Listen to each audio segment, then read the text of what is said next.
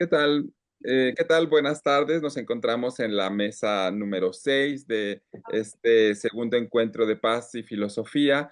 Estamos muy agradecidos con los organizadores. Nosotros venimos de la Cátedra UNESCO de Ética, Cultura de Paz y Derechos Humanos del Tecnológico de Monterrey, en donde participan tanto profesores, invitados, profesores del TEC de Monterrey y también estudiantes doctorales.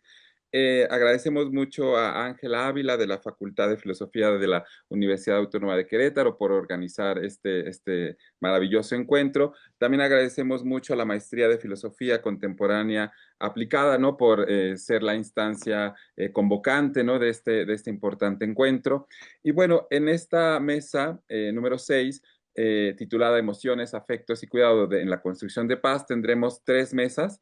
La primera nos va a hablar de trabajos desde una perspectiva filosófica, social e histórica, donde abordan la esperanza y la paciencia como disposiciones vinculadas a la acción de la paz.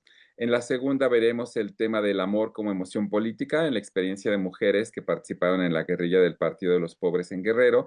Y finalmente terminaremos con un tema igualmente importante que tiene que ver con pensar las violencias estructurales asociadas a la obesidad y el cuidado colectivo. Bueno, en nuestra primera participación tenemos al doctor Stefano Santacilia, que es un catedrático de la Universidad Digital Pegaso, Italia, quien nos va a dar la ponencia Paciencia y Esperanza, Verdades de la Paz. El doctor Stefano Santacilia es doctor en estudios latinoamericanos por la Universidad de Nápoles, es doctor en filosofía por la Universidad Pontificia de Comillas, España, ha sido profesor e investigador de tiempo completo en la Facultad de Ciencias Sociales y Humanidades en la Universidad Autónoma de San Luis Potosí, en México, y actualmente es catedrático de Filosofía Teórica en la Universidad Digital Pegaso, en Italia. Sus campos de investigación son filosofía de la religión, fenomenología y hermenéutica, y dentro de estos desarrolla líneas específicas como son el análisis y hermenéutica del fenómeno religioso, fenomenología y hermenéutica de la corporalidad y del espacio, filosofía de la interculturalidad.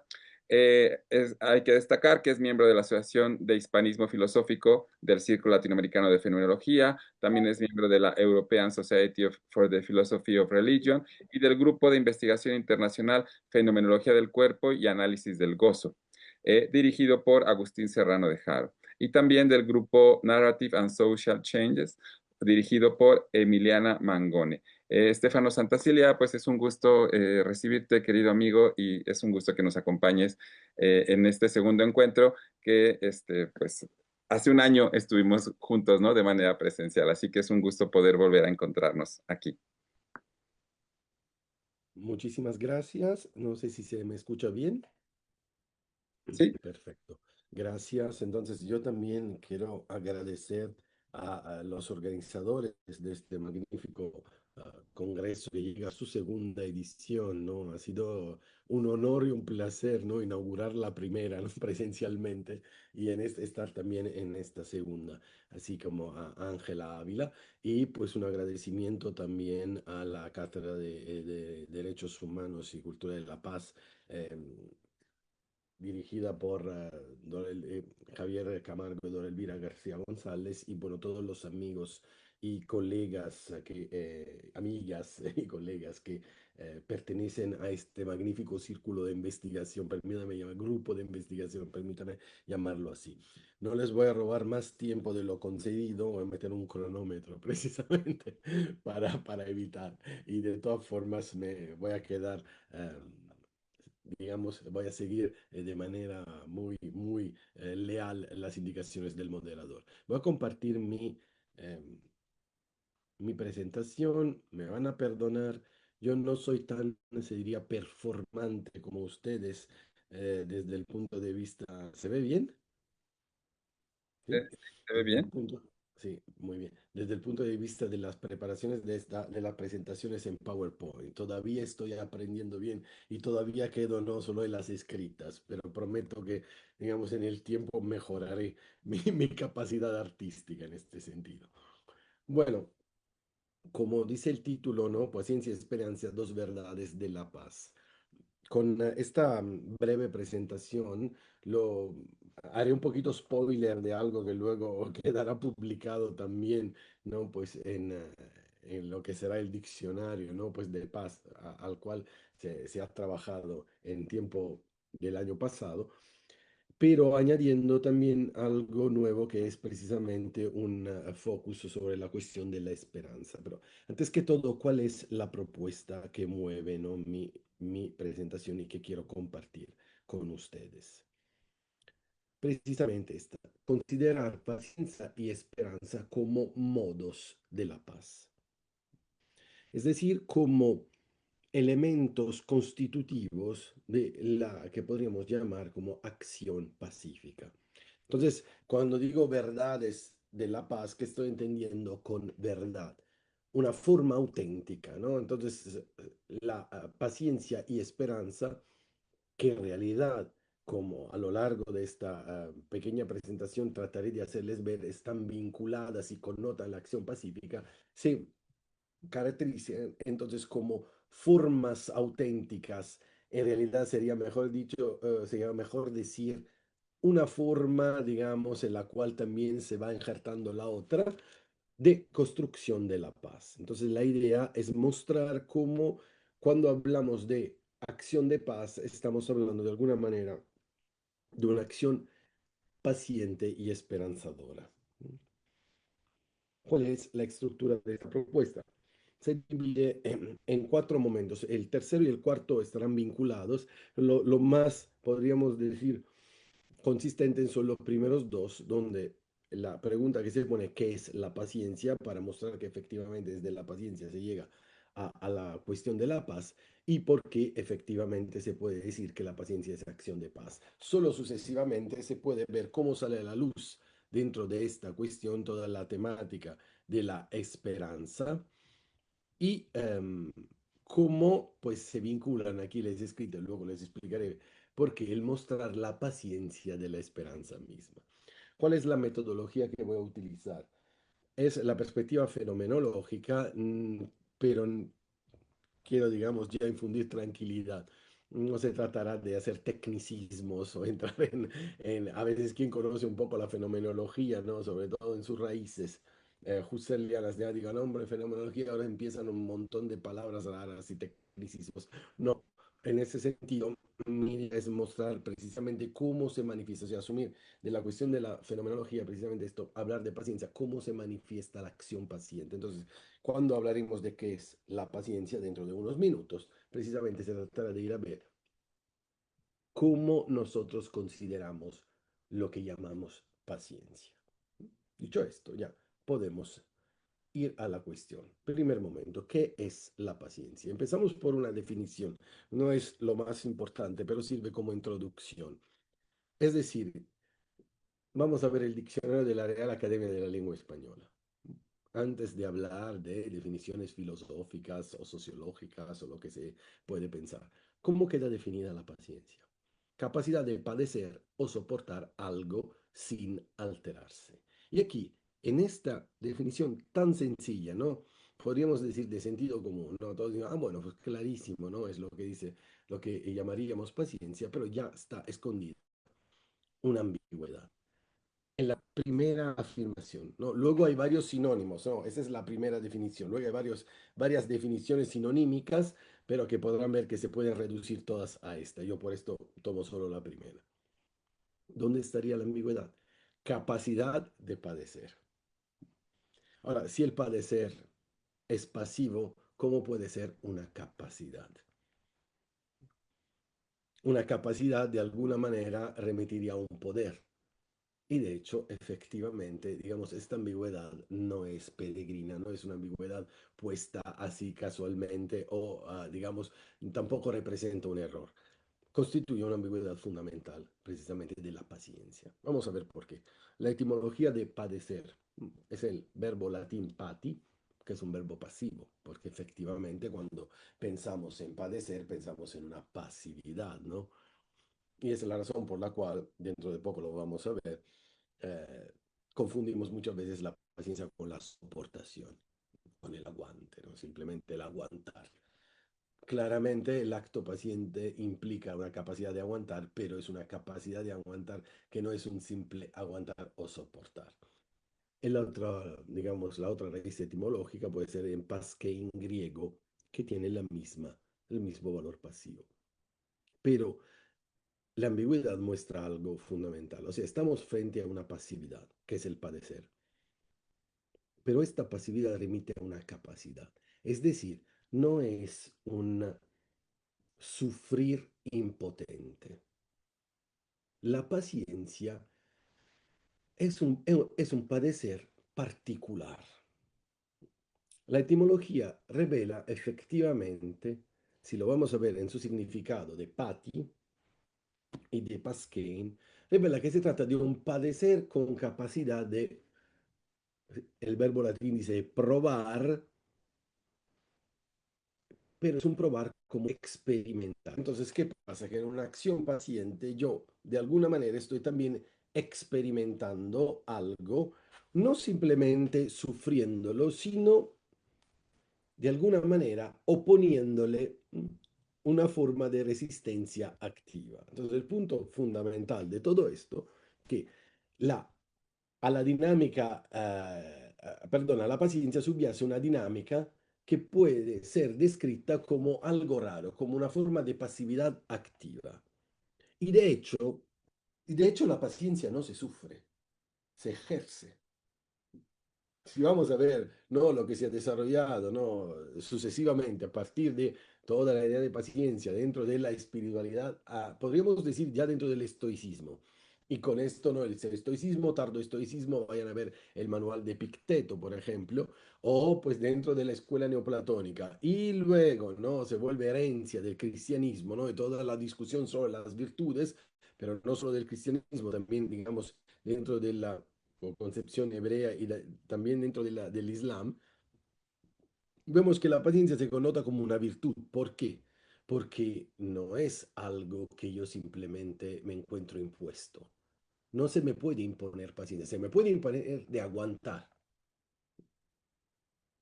A través de dominación se me puede imponer de aguantar, pero no se me puede imponer de ser paciente. Yo puedo aguantar y quejarme todo el tiempo. Puedo aguantar, no decir nada, pero estar sufriendo y molesto. La paciencia, en cambio, implica un ejercicio. Involucra entonces lo que decíamos antes, ¿no? Una actividad. Es como una elección que es activa de pasividad, ¿no? Entonces, sigue manteniendo también en la invitación, hay que ser pacientes, no, hay que ser. O sea, lo tengo que elegir fundamentalmente. Esto indica, pues, que quien es paciente no es pasivo, sino en realidad es profundamente activo. Elijo ser paciente. Es una actividad, es un ejercicio. ¿De qué tipo de ejercicio se trata?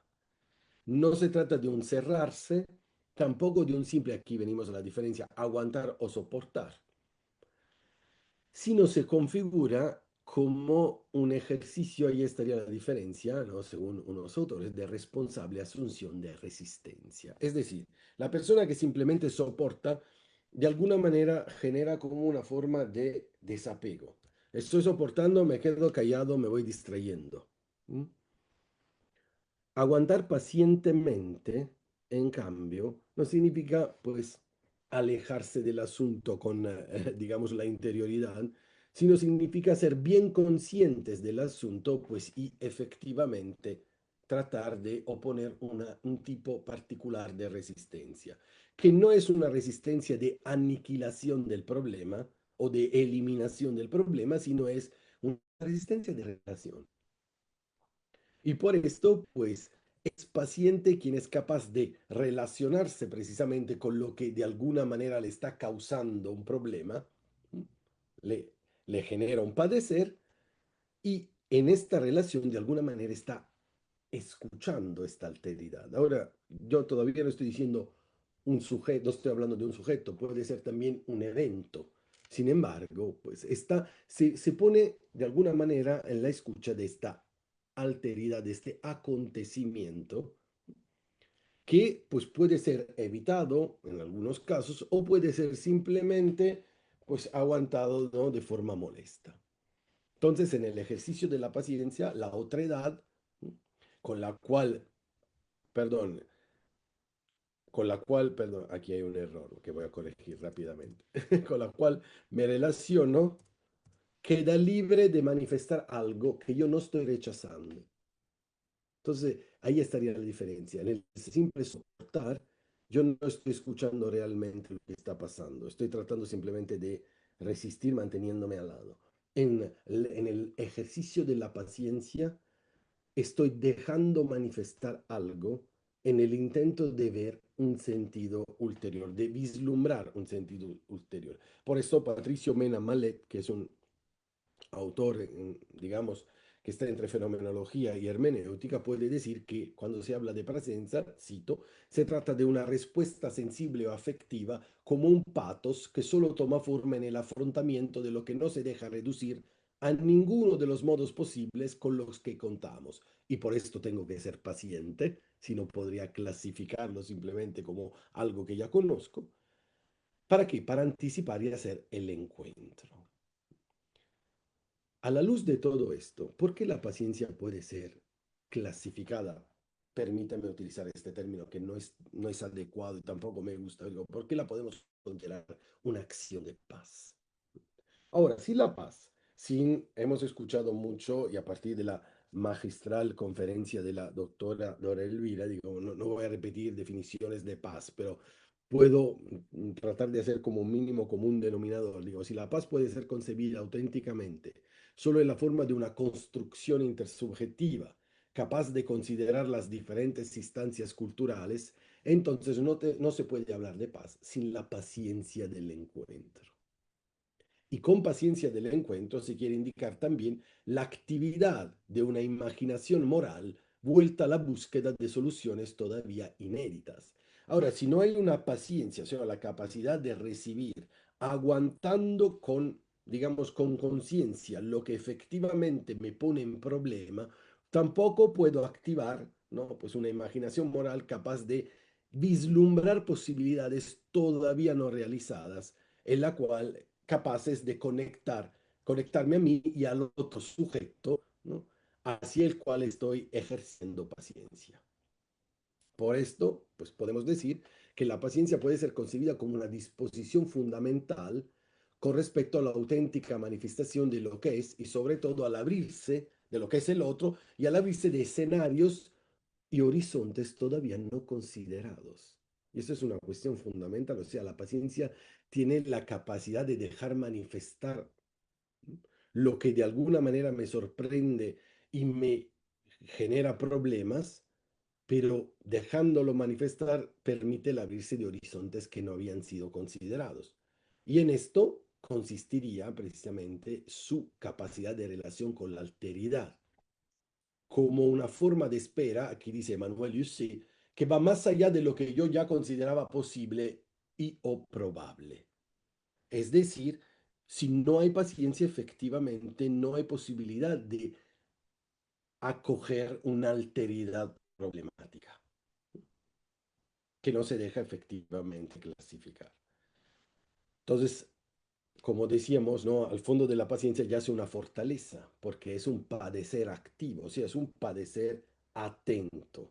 Y es la disposición que permite de alguna manera matizar y regular la relación con la alteridad. Por esta razón, pues podemos llegar a decir que la paciencia es acción de... Uy, perdón, se me fue. Es acción de paz porque se configura como la elección consciente de un resistirse a la reacción de rechazo de lo diferente y problemático en favor de su posibilidad de manifestación y de generación de nuevas posibilidades. Entonces, al fondo de una acción de paz hay una paciencia en acto. O podría decirme alguien, bueno, pero esto pues ya está incluido en la acción de paz. Claro, es, el trabajo, todo este trabajo es el intento de mostrar efectivamente que una acción de paz vive de paciencia, entonces que hay que tener cuidado con las acciones de paz que no son pacientes, porque son violencias disfrazadas, ¿no? De acción de paz. En los últimos 5 minutos voy precisamente a los últimos 2 puntos, ¿no? A la luz de todo lo que hemos dicho, ¿no? Lo que podría, cómo podría definirse la paciencia, cuál es la dinámica de la paciencia, por qué la paciencia puede ser considerada como una verdad de la paz, entendida como un elemento constitutivo de la acción de paz, podemos ver entonces qué vínculo tiene con la esperanza. ¿Mm? 3 puntos. ¿Cómo sale a la luz la cuestión de la esperanza de todo esto? Y ¿Qué significa lo que estoy diciendo? Que hay una paciencia de la esperanza. Ahora, la posibilidad, un poquito de paciencia y termino. La posibilidad de ejercer la paciencia no se da a partir de una falta de sentido. Ninguno de nosotros decide ejercer paciencia a lo tonto, sino porque considera que en este encuentro que está teniendo con esta actividad que está problematizando su condición, se esconde un sentido todavía no visto. Podríamos atrevernos a decir vislumbrado, pero ya considerado, aunque yo no lo vea, considero que vale la pena ejercer paciencia para dejar manifestar completamente algo a alguien, a pesar de que yo no completamente vaya captando ya el sentido, ¿no? De este tipo de relación. Entonces esto significa que la paciencia implica siempre una demora. Ejercer paciencia significa aprender a demorar. Podríamos decir, utilizando ya una palabra que revela a dónde queremos ir, significa aprender a esperar de alguna manera. La paciencia se configura como una receptividad de voluntaria demora que implica efectivamente una esperanza fundamental. Yo decido ejercer paciencia porque estoy convencido que hay algo que vale la pena que se manifieste. ¿Quién me da esta seguridad? Nada. ¿Qué tipo de sentido es este sentido que efectivamente me mueve a ejercer paciencia? Pues la convicción que valga la pena esperar. Lo dice la misma palabra, entonces una esperanza. La paciencia implica fortaleza, pero ejercemos esta fortaleza en vista de un sentido que todavía no vemos, pero que consideramos ya válido de alguna manera. Es decir, para resumirlo, tenemos esperanza en el manifestarse de este sentido. De ahí me atrevo a decir, lo podemos discutir, que la esperanza es el sentido mismo de la paciencia. La paciencia es una acción de paz, la paciencia es el elemento constitutivo de la acción de paz, la esperanza es el sentido de este elemento. De hecho, en el ejercicio de la paciencia se elige una condición de espera que apunta al dejar manifestar, lo hemos dicho. La resistencia, como padecer activo, implica precisamente el mantenerse en una demora, ¿no? Claramente no es un tiempo infinito, pero la paciencia implica un tiempo que tiene una duración. No puedo decir, ay, tuve paciencia por 5 minutos, sino no es paciencia. Es que traté de soportar y no pude, ¿no? Entonces no habría paciencia si no hubiera una esperanza capaz de generar la fortaleza de este tipo de resistencia. Si la paciencia es una forma de resistencia activa, resistencia no golpeando, digo, una resistencia capaz de dejar que algo me embista, así que se pueda manifestar, yo pueda entender y pueda vislumbrar posibilidades inéditas, pues entonces todo esto se da a partir de la esperanza de que efectivamente se muestren posibilidades inéditas. Por esta razón, voy a las conclusiones, se podría decir que la experiencia de la paciencia se configura como, aquí Steinbock, en un texto que se llama Emociones Morales, dice, como la experiencia de una espera duradera. Se trata de una espera pero elegida, un demorar motivado por algo, o sea, la idea de que hay algo que se tiene que manifestar, que yo no puedo conocer ya y que necesito ver para efectivamente construir una relación auténtica. Algo que va más allá de lo que es el sujeto paciente, ¿no? Que ejerce la paciencia. Pues dicho esto, llego al final. ¿Cómo se muestra lo que yo estoy llamando la paciencia de la esperanza? ¿No? Hemos visto la paciencia, pues como acción de paz, la paciencia, perdón, como elemento constitutivo de la acción de paz, la esperanza como sentido de este elemento constitutivo, pues entonces consideramos un momento el genitivo, ¿no? Paciencia de la esperanza. La esperanza se configura como el sentido mismo de la paciencia. Pero esto significa que la esperanza es lo que realmente produce la paciencia. Esto explicaría, ¿m?, por qué, uy, aquí otro error, por qué No puede existir una paciencia que no surja de la esperanza. Si no surge de la esperanza, es soportación. Si es soportación, no es efectivamente relación. Es ya la convicción que tengo que aguantarlo para luego seguir en mis asuntos. Entonces, fuera realmente de la relación. La paciencia, entonces, aquí, pues lo podemos decir, expresa una formidable esperanza de carácter utópico. La construcción de paz es obligatoriamente utópica porque tiene que pensar utopos que sean también eutopos, o sea, lugares que no existen, que sean lugares de bien, ¿no? Espacios de bien. Los tiene que pensar desde la no existencia de estos espacios, sino ya los tendría hecho. Entonces, una esperanza, esto puede darse solo a partir de una esperanza que se manifiesta en forma de paciencia. Si actúo para construir la paz, es porque estoy convencido de que el mal no tiene la última palabra. Frente al mundo en el cual estamos, efectivamente yo podría decir, bueno, ¿para qué? Pero solo es una guerra. Si actúo tratando de construir la paz, si seguimos hablando de paz, es porque estamos convencidos que el mal no tiene la última palabra. ¿De dónde viene esta convicción? No está demostrable racionalmente. No hay que olvidarse, pues es la última hoja, así que digo solo esto y termino. No hay que olvidarse de la famosa afirmación, ¿no? De la cultura romana que decía, si vis pacem para bellum, ¿no? Si quieres la paz, prepara la guerra. Claro, nosotros estamos diciendo que no es así, en nombre de que, pues de una esperanza que ya trata de vislumbrar algo nuevo que no está.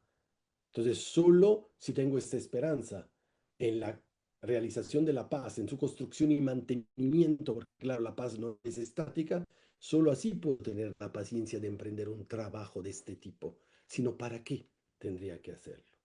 Por esto puedo llegar a luchar para la paz en un mundo que sigue sangrando por la guerra, resistirle pacientemente a la guerra, movido por la esperanza constructora que me muestra la luz y solo la luz de un mundo nuevo, no totalmente el mundo nuevo así como es, pero el mundo nuevo lo puedo pensar solo si tengo esperanza. Muchas gracias.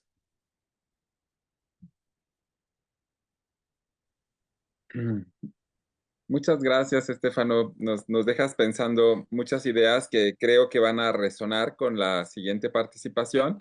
La segunda ponencia que tenemos en esta mesa es El amor en los cuerpos de las mujeres del PDLP, una mirada desde las emociones y los afectos, y va a estar a cargo de Eva Daniela Sandoval Espejo, que es estudiante casi ya egresada del doctorado en estudios humanísticos del Tecnológico de Monterrey. Ella es licenciada en Historia por la Facultad de Estudios Superiores de Acatlán, maestra en Historia por la Facultad de Filosofía y Letras de la UNAM, y bueno, está por concluir sus estudios de doctorado en el Tecnológico de Monterrey, en el doctorado en Estudios Humanísticos.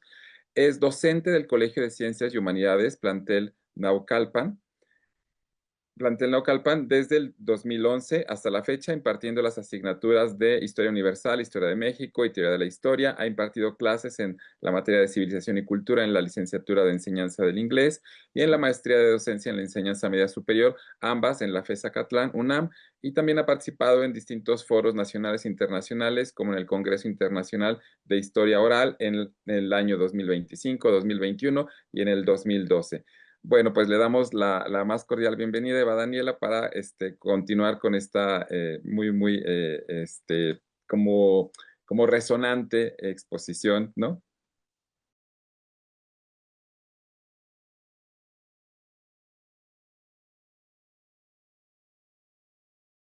Eva, está cerrada tu micrófono, si lo puedes abrir. Ahí está. Ya, sí, ya me escuchan, ¿verdad? Ya tengo encendido. Muy bien.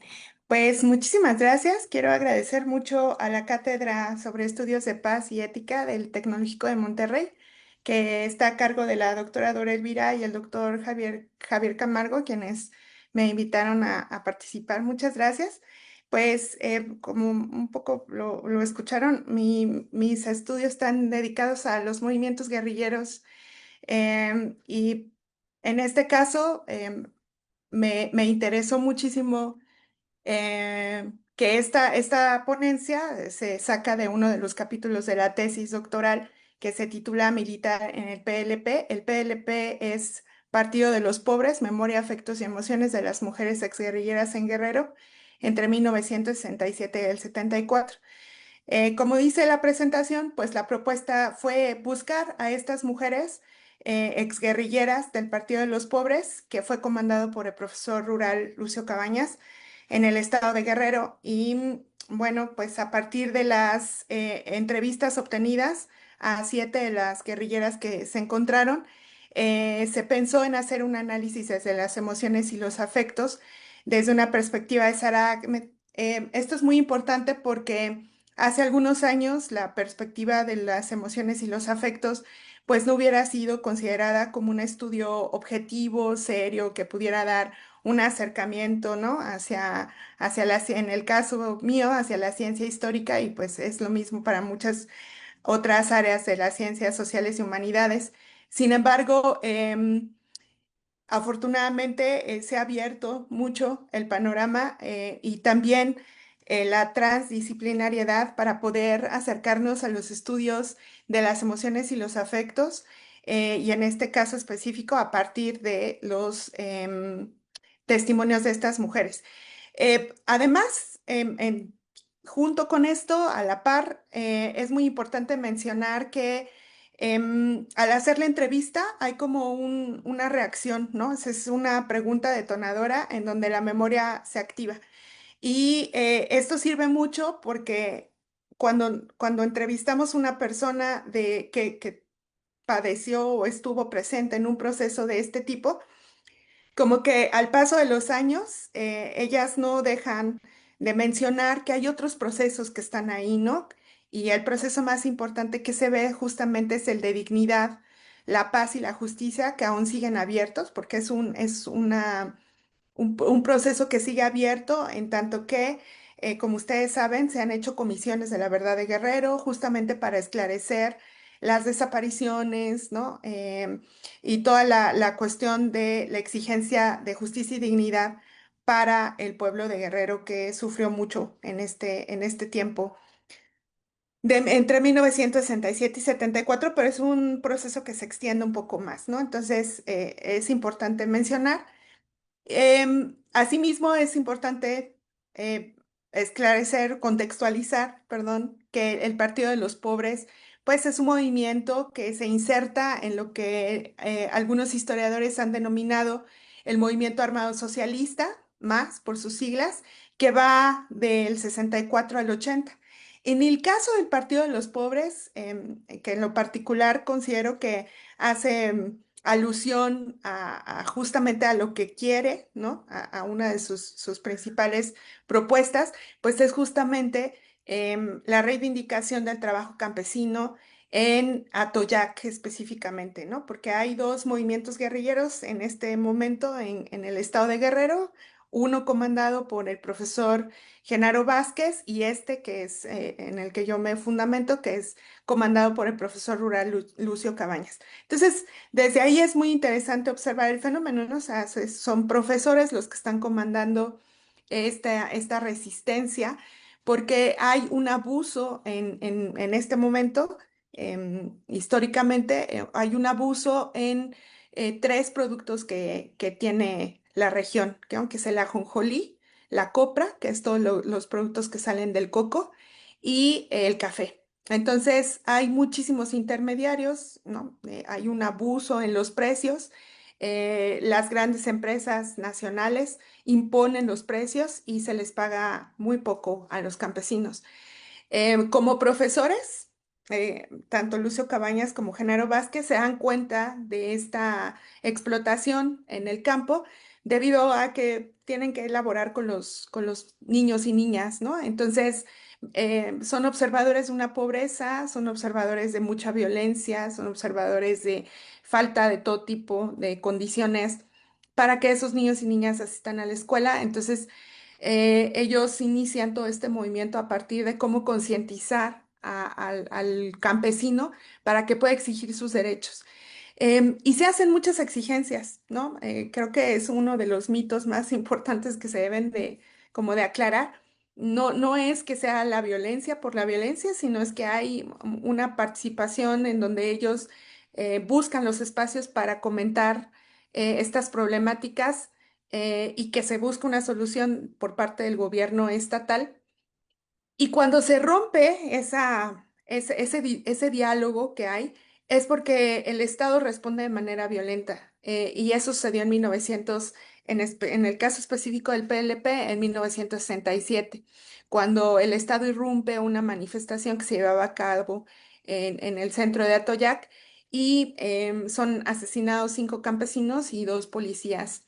Entonces, a partir de este momento hay toda una em, conversión, lo voy a explicar de esa manera, en donde Lucio Cabañas ya rompe con todo el diálogo pacífico que se llevaba y decide tomar las armas y por lo tanto un grupo de campesinos deciden seguirlo. En este sentido, pues la idea principal básicamente es un cambio de gobierno con inspiración en el socialismo, ¿no? Esa es la propuesta general. Em, de todo este fenómeno que acabo de explicar, sí existen trabajos que se explica, en donde se explica la propuesta política de Lucio Cabañas, las acciones militares, las batallas, ¿no? La ideología o qué tipo de ideología, porque Lucio Cabañas estuvo inmerso en el Partido Comunista Mexicano, ¿no? Entonces, todos estos trabajos que son desde el punto de vista político, ideológico, yo me interesé en la versión femenina de la guerrilla. ¿Por qué? Porque es un fenómeno muy particular, es decir, hay muy pocas mujeres inmersas en la guerrilla, pero al mismo tiempo están incrustadas en una violencia estructural compleja, no tanto bueno, del Estado y también familiar. Entonces, los testimonios era la única clave que nos podía generar una visión diferente de un discurso hegemónico en donde ya estaba por dado cuáles eran los móviles políticos, económicos, sociales de la guerrilla. Entonces, estas entrevistas se llevaron a cabo en un periodo de 2023 al 24 aproximadamente, en donde el énfasis se puso en cómo las emociones y los sentimientos cruzaron por los cuerpos de estas protagonistas y estas emociones y sentimientos persisten en el tiempo. Esto es muy simbólico porque ellas tienen o guardan en su memoria una cuestión antes de la guerrilla, durante la guerrilla y después de la guerrilla. Entonces, estas emociones van a generar lazos afectivos muy fuertes durante la etapa guerrillera, pero también hasta hoy día, ¿no? Con sus parejas, con sus hijos, en la conformación de un hogar, en la conformación de su familia y, por supuesto, en muchos compromisos que ellas mismas tienen en el presente. Entonces, a mí me interesó fundamentar en la teoría de Ben Anderson del 2009 en el concepto de atmósfera afectiva, y que básicamente lo que dice la atmósfera afectiva es que hay un ambiente emocional afectivo que se siente, que está presente y que se va a ver, o sea, la guerrilla pues va a estar incrustada en esta atmósfera afectiva y eso va a generar pasiones, afectos, sentimientos y emociones que surgen a partir de esta guerrilla. Entonces, lo interesante es que esta atmósfera afectiva es verse reflejado en un espacio sensorial, perdón, en donde los cuerpos no están separados, ¿no? O sea, no es que van a actuar el guerrillero por un lado y la guerrillera por el otro, sino que la atmósfera afectiva implica que los cuerpos se junten. Y eso es la parte como interesante y la perspectiva que yo le quería dar al estudio de las guerrilleras, sí, pero también de otra perspectiva de ver la guerrilla en México. Este mapa nos ayuda a comprender cuántas atmósferas afectivas podemos encontrar, ¿no? Entonces, está la mujer en el espacio social, sí, pero también hay una mujer representativa del estado de Guerrero, pero todavía más profundo de Atoyac, que es una mujer campesina que casi no tuvo estudios, que por usos y costumbres se casa muy joven, ¿no? Y se vuelve la mujer de la compañera en militancia. Entonces, y luego la mujer en una familia, la mujer esposa o pareja de un militante y una mujer madre, ¿no? Entonces, esta atmósfera afectiva se ve cómo se cruza el cuerpo femenino a partir de un contexto más grande que es la guerrilla.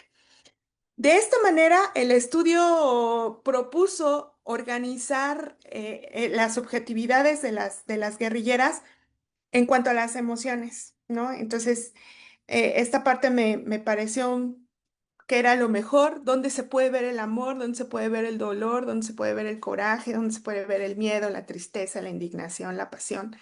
Pues aquí, ¿no? Pedacitos específicos de sus testimonios, en donde ellas van a hacer énfasis en dónde estuvo ese dolor, en dónde estuvo ese coraje. Es importante mencionar que al hacer las entrevistas, había mucho dolor, hubo coraje, hubo miedo, ¿no? De recordar los eventos por los que pasaron, hubo mucha tristeza. La indignación es una constante en su discurso y, por supuesto, recordar cuáles fueron los móviles que las llevaron a ingresar en el movimiento guerrillero. Entonces, en este sentido, yo me voy a fundamentar en el amor, en la guerrilla, porque me parece que tiene tres aristas interesantes que son eh, importantes para poder explicar cómo funcionan las emociones y los afectos desde esta perspectiva. Entonces, pues en esta tabla se puede ver cuántos años tenían las guerrilleras al momento de entrar, de incursionar en la guerrilla, y después sus parejas, y luego la unión. Me parece muy, muy importante. Entonces, bueno, pues ahí ven, son 7 guerrilleras. María de Jesús Fierro Cabañas tenía 15 años y se enamoró de Leonel, que en su nombre de disidencia lo llamaron Ramón, y sí, tenía 26 años y su unión fue voluntaria. María Argüello Vázquez, que es su nombre de disidencia, se llamó Rosario, que tenía 16 años. Su esposo se llamaba originalmente Prisciliano, pero su nombre de disidencia fue Juan y su unión fue voluntaria. Y así sucesivamente para Guillermina Cabañas, para Ángelo Campo, para Rosa Campo, para Simona de la Cruz y para Vicenta García Moctezumas, que ella no tuvo pareja en la guerrilla, ¿no? Y era la más grande del grupo de las 7 que se pudieron encontrar. Y también, como pueden observar, Simona de la Cruz a sus 16 se fue con Rufino, que era el nombre de disidencia de Pablo Tepatlanco, de 16 años, que tenían la misma edad, pero su unión fue voluntaria y argumentó en repetidas ocasiones que él se la robó, ¿no? Tal cual. Entonces, las relaciones amorosas en la guerrilla son muy interesantes porque es necesaria la comprensión de la dinámica humana dentro del proceso político. Es decir, en algún punto de la guerrilla, porque la guerrilla dura del 67 al 74, pero ellas van a incursionar aproximadamente en 1972. Esto no está escrito, es nada más de memoria, porque digamos que no, es un campo fértil el estudio del Partido de los Pobres en México. Entonces, no hay escritos, no hay una documentación que nos diga exactamente cuándo. Entonces, el hecho de que ellas sigan con vida, al igual que los guerrilleros, nos ayuda a entender estas dinámicas. Entonces, básicamente ellas entran o incursionan en la guerrilla a partir de 1972, más o menos haciendo el uso de la memoria que ellas albergan. Y para este momento la guerrilla estaba en su máximo apogeo. Había más de 100 guerrilleros incrustados en la sierra de Atoyac. Entonces, digamos que hay bonanza y apoyo, muchísimo apoyo, mucho reconocimiento de la comunidad de Atoyac y de otros pueblos alrededor. Entonces, se sentían arropados, se sentían de alguna u otra forma apoyados hasta con las familias de campesinas, pues, pero con mayores tierras, ¿no? Entonces, esto ocasionaba o aseguraba la comida, el apoyo, el resguardo, y en este momento es donde se piensa en la compañera, o sea, cómo yo puedo tener a mi compañera o buscar una novia para poder estar complementados, ¿no? Y es una necesidad humana normal. Entonces, ellos, al asistir a las fiestas que organiza el Partido de los Pobres para buscar más adeptos, ahí es a donde conocen a las muchachas bueno, en ese momento muchachas, que de las cuales después se enamoraron. Entonces, el Partido de los Pobres no tan solo se va a ver desde la política, que es la primera parte que traté de explicarles en el contexto, sino que hay una guerrilla interiorizada, una guerrilla em, en donde nosotros no vamos a tener tan fácil de acceso, ¿no? Cómo funciona, qué hacían, qué no hacían, cómo se veían. Estas dinámicas van a ser diferentes. Y en este mismo sentido, hay muchas formas de amar, ¿no? Entonces, el Partido de los Pobres ya era querido por el pueblo, que es justamente a lo que me refiero aquí en la diapositiva con los preceptos morales e ideológicos a los que se adscribieron los militantes y que también hay una idealización de un cambio político, ¿no? O sea, sí vamos a lograr, como ellos me dijeron en diferentes ocasiones, si nosotros no hubiéramos creído que el movimiento se iba a hacer posible, pues no hubiéramos entrado, ¿no? Sino que lo interesante aquí es justamente que ellos tenían esta sensación de que idealización de hacer posible un cambio político y no tan solo en Atoyac ni en Guerrero, sino en el país, ¿no? Eh, y que el amor va a cambiar la estructura política, sí, obviamente, hay que pedir permiso para que las mujeres se puedan quedar en el espacio guerrillero que pensemos que estamos en 1960, 70, en un pueblo del estado de Guerrero, en donde las tradiciones y las costumbres son muy marcadas, entonces que una muchacha se vaya con el guerrillero es una cosa complicada. ¿No? Entonces, también los guerrilleros deben de asumir esa responsabilidad de cómo se va a quedar una muchacha en la guerrilla, ¿no? Entonces, sí van a cambiar las dinámicas y la estructura política de la construcción de lazos afectivos, pero sí consideraron necesarios para continuar la lucha. Esto es muy interesante y en su discurso lo marcan, ¿no? Entonces, voy a citar a Sarah Ahmed, donde dice, examinar cómo el amor nos mueve hacia algo en la delimitación misma del objeto de amor y cómo esta inclinación hacia ese algo se sostiene en la incapacidad de devolver el amor. En este sentido, el segundo punto del amor en la guerrilla, que es lo que yo llamo el otro rostro del amor en la guerrilla, se encuentra en la colectividad.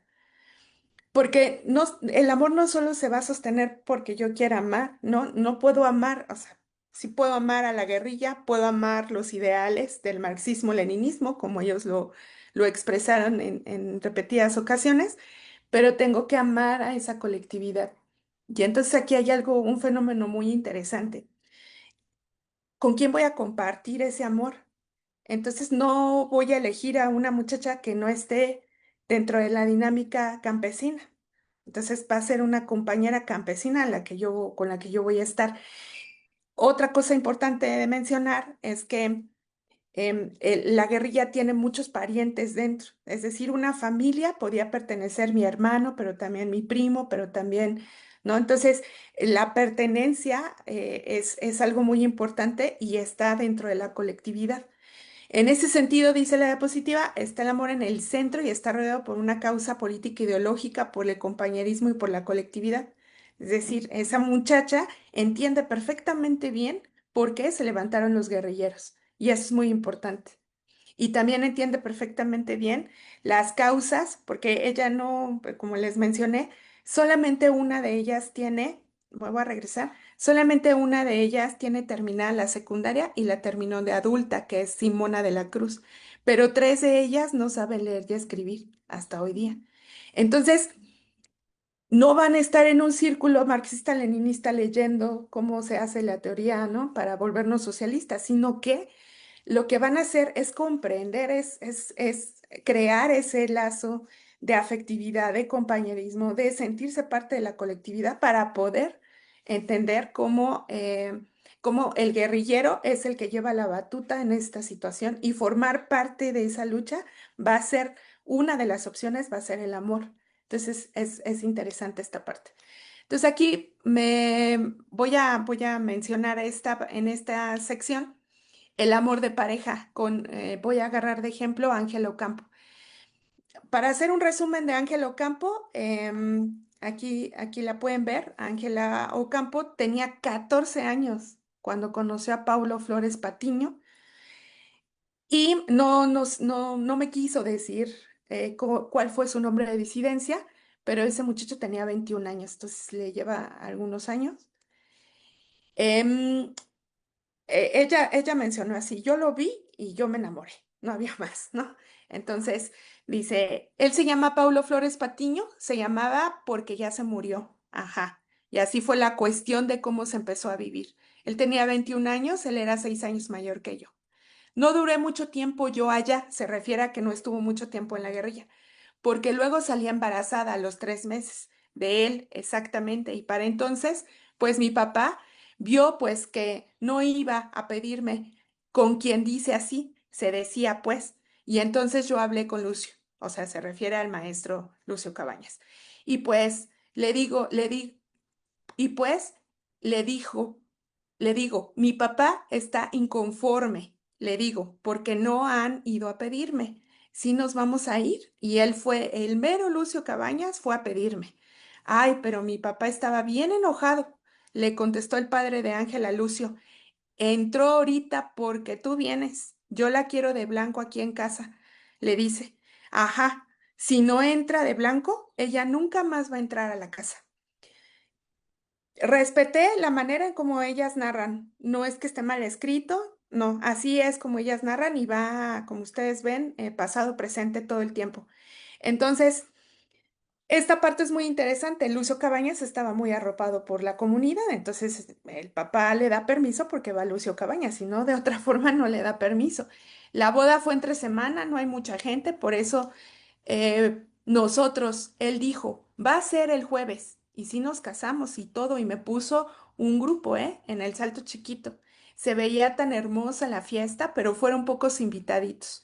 Nada más nosotros, todo sencillito.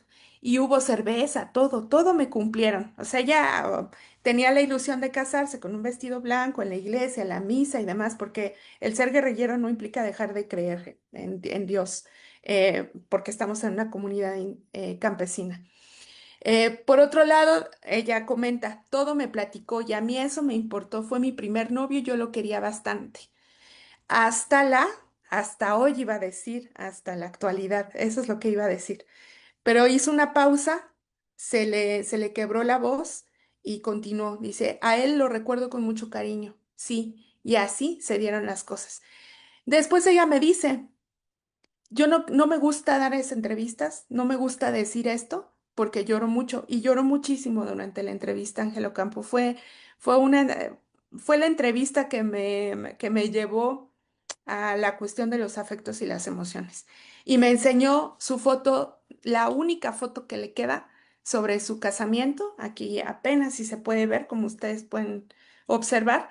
Y todavía guarda su vestido de novia.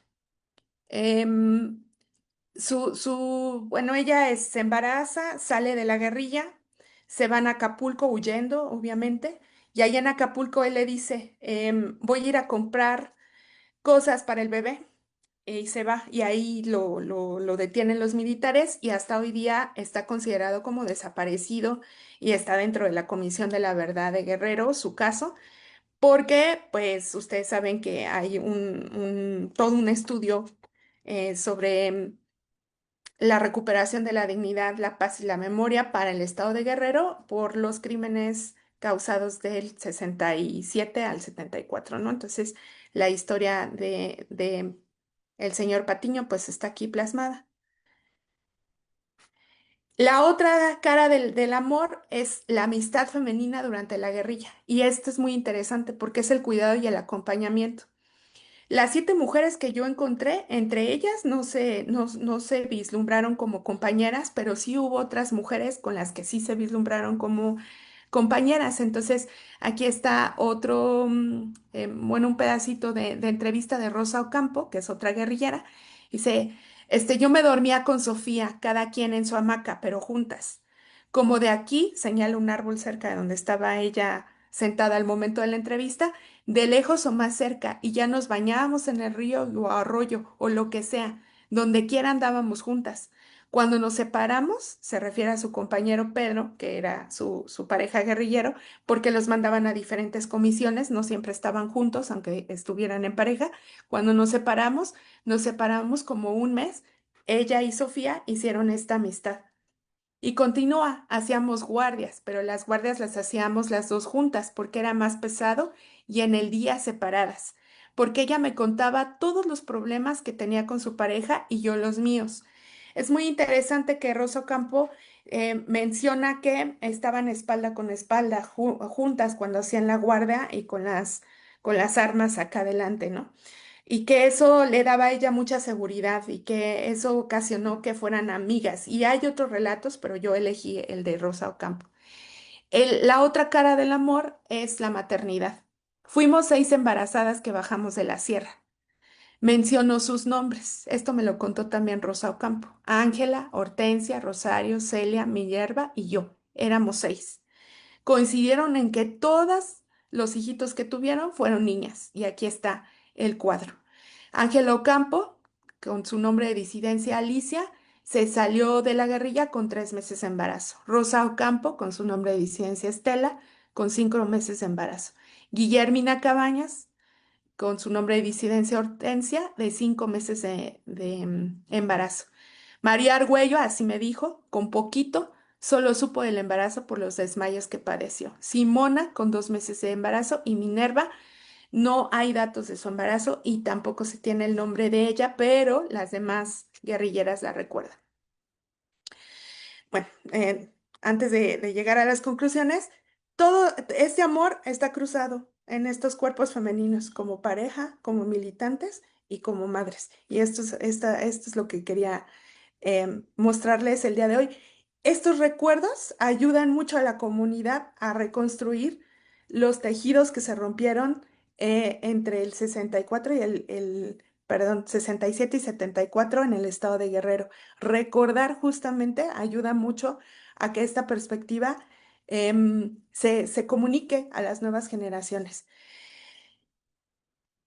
En conclusión, evocar el pasado nos hace sentir mucho y sentir hace que reaccione nuestro cuerpo, se vuelve a crispar, se lloramos, nos volvemos a enojar, nos quedamos pensando y sé que cuando yo hice estas preguntas, ellas a la siguiente vez tenían otras respuestas, probablemente más pensadas, pero lo interesante era tomar la respuesta primera. La memoria alberga el registro de las emociones más profundas que al recordarse vuelven al presente. Esto genera un puente entre el pasado y el presente que permite replantear nuevas visiones de ese pasado. En el caso específico del hecho de la aparición del PLP. Además, esto permite visibilizar otra parte de la historia desde una perspectiva femenina. Por otro lado, genera nuevos espacios de paz a través del no olvido, darle voz a las que no tuvieron voz, como lo menciona Elizabeth Jelling, que es muy importante y que justamente las comisiones de la verdad hacen esto. Históricamente, este estudio encontró nuevos sujetos históricos, las mujeres campesinas, que derivaron en una visión no hegemónica del proceso guerrillero. Y muchas gracias. Eso sería todo.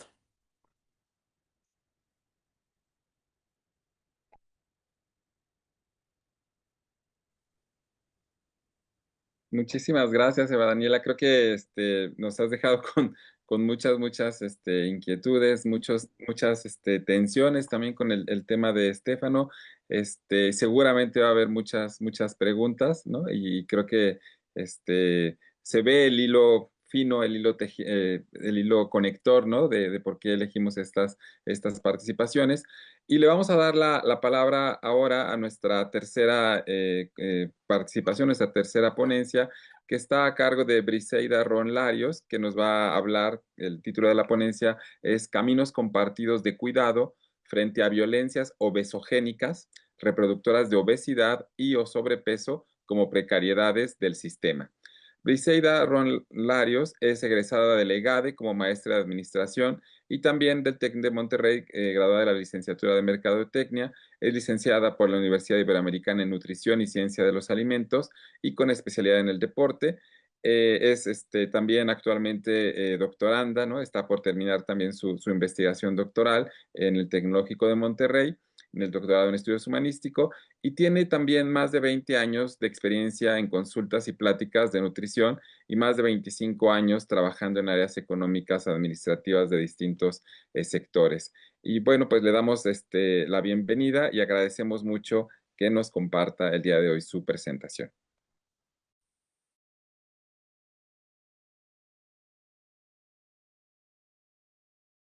Creo que está cerrado tu micrófono, Bri. Sí, lo puede ser. Ay, perdón. ¿Sí se ve la presentación? A ver, Sí, perfecto. No sé si quedó. Ahorita pasé a la siguiente, ¿verdad? Es que tenía dos pantallas abiertas y ya no sé en cuál quedé, discúlpenme. se ve solamente la primera, la del Ah, título. ok. ¿Y aquí ya se ve la segunda? No, se ve ¿No? solamente la primera. Ah, entonces estoy en el otro. Perfecto, ahora sí ya. Ya estoy ubicada. Bueno, primeramente, muchísimas gracias por este espacio. Y bueno, yo no soy tan con tanta experiencia en el área de docencia y estos estudios. Yo tengo pues poco que estoy adentrada a esto, aunque siempre me ha apasionado estos temas, por eso lo elegí. Entonces, bueno, primeramente les agradezco su paciencia, como nos dijo el doctor. Bueno, elegí este título porque trabajo tres cosas aquí en esta parte, ¿no? Primero quiero exponer lo que es las violencias, el entorno que tenemos violento de, de como precariedad del sistema donde estamos envueltos y después como una posible forma de abordar esta problemática. Entonces, aquí pongo la tabla de contenido, cómo va a desarrollarse esta presentación. Y el primer punto es el contexto. ¿Por qué elegí este tema? ¿Por qué es este el título? Yo quiero iniciar con esto, que estamos ahorita reunidos. En estos momentos hay más de 1.000 millones de personas en el mundo que están batallando, están sufriendo, están abordando, llevando esta carga de la obesidad o del sobrepeso. En México, más de tres cuartas partes de la población adulta, o sea, en específico el 76,2% de la población adulta mayores de 19 años tienen sobrepeso u obesidad. Y de los niños, uno de cada tres está presentando este problema, esta situación. Y pongo aquí como una imagen de que los estamos soltando, estamos desprendiéndonos, estamos separándonos, fragmentándonos. Aquí están los datos y las cifras duras. Les comentaba que el 76,2% de la población adulta en México presenta esta característica de un exceso de masa adiposa en sus cuerpos y que le va a restar probablemente el 4,2 años de vida. Y no es nada más lo que le resta de vida, sino la calidad de vida, el bienestar que se tenía esperado, lo que debería de ser y no está haciendo y no va a ser. Eh, Vivimos en un mundo económico que desgraciadamente pues, nos está llevando a poner la prioridad en eso. Sin embargo, pues también mueve y tampoco estamos siendo tan productivos, tampoco está generando, pues porque las personas estamos enfermas, estamos teniendo complicaciones y entonces se reduce nuestro Producto Interno Bruto por persona. Y ese es aquí el dato del 5,3 de reducción. Y de todo el gasto público que se tiene destinado para la salud, el 9% se va a esta problemática o a estas problemáticas, porque no es solo una, sino es una cadena, es una urdimbre ahí tejida que no nada más tiene una sola arista. Y bueno, 41 millones de personas se mueren al año en todo el mundo por algún problema de obesidad, sobrepeso o alguna enfermedad relacionada con esto.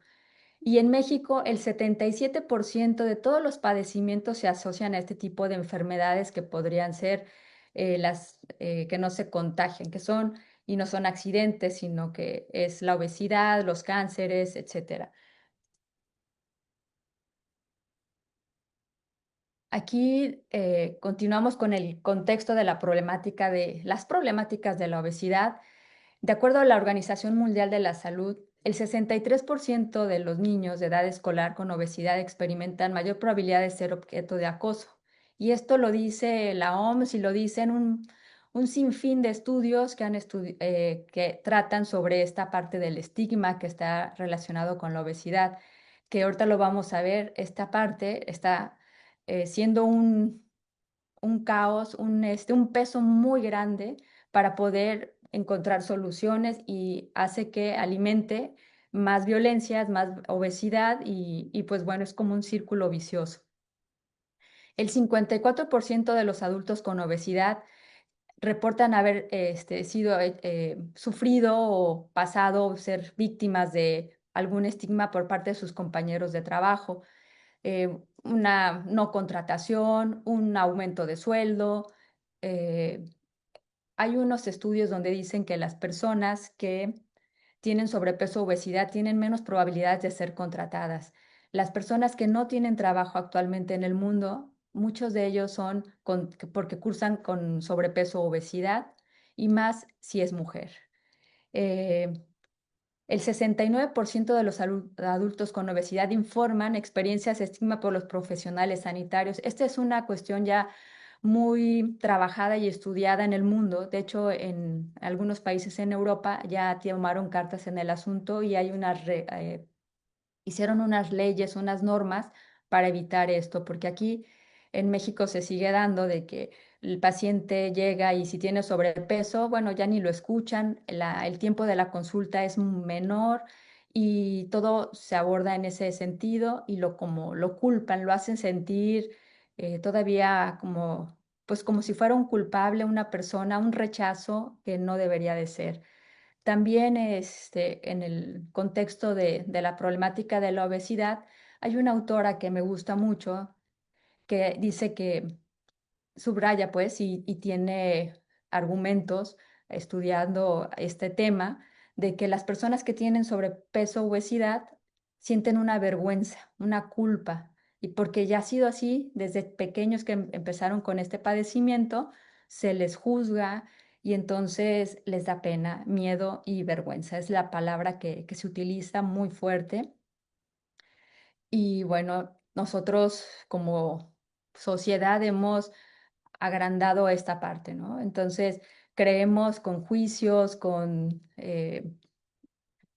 señalamientos que no tienen voluntad, que no hay disciplina, o bueno, la genética sí lo dictó. Y es una aceptación, una normalización, todos creemos eso o nos hacen creer, o sea, es lo que no debería de ser. El sistema pues está fomentando esta parte de la obesidad. Aquí traigo a Galtung sobre cómo empiezan los conflictos o cómo se creían los conflictos y violencias y él pone como, no, no, no, así no son, o sea, rompe esos paradigmas. Primero, ay, aquí está, me brinqué, discúlpenme. Bueno, creen que la violencia o los conflictos empezaron en un tiempo y no, no es así. No tienen un tiempo específico, sí hay pues, como un comienzo que se cree, pero no es un punto así, un evento que pasó ya y a partir de ahí se puede contabilizar. No, es todo un proceso y no es solamente de una región. Tampoco es un ciclo, o sea, un inicio, estamos en el pico y va a terminar. No, aquí no existe eso. Es un ir y venir, no es como una campana de Gauss donde está la media y de aquí para acá. No, no, no. Aquí todo es cambiante y todo tiene multifactores, no es solo una sola causa. Y se tiende a confundir que la violencia como una variable y no es así. En este caso, la obesidad no es el problema o como lo llaman el desequilibrio entre comida y bebida, sino todo el origen, la parte como la que no se ve. Ese es el verdadero problema. ¿Por qué estamos generando más casos con sobrepeso y obesidad? Ese es el verdadero problema, la prevención y el seguimiento, no el abordaje cuando ya está presente. Entonces, está mal planteado. Bueno, no es la forma que debería de hacer como se está realizando, porque van más de 40 años que se está viendo las tendencias hacia el alza y hay millones de estudios, pero si se correlacionan todos, no hay una sola tendencia. Y hay unos autores que dicen es como si no se estudiara nada porque no han encontrado ahí como una parte. Entonces dicen, sí, es esto, lo otro, pero no hay una sola definición porque no existe, son multifactoriales.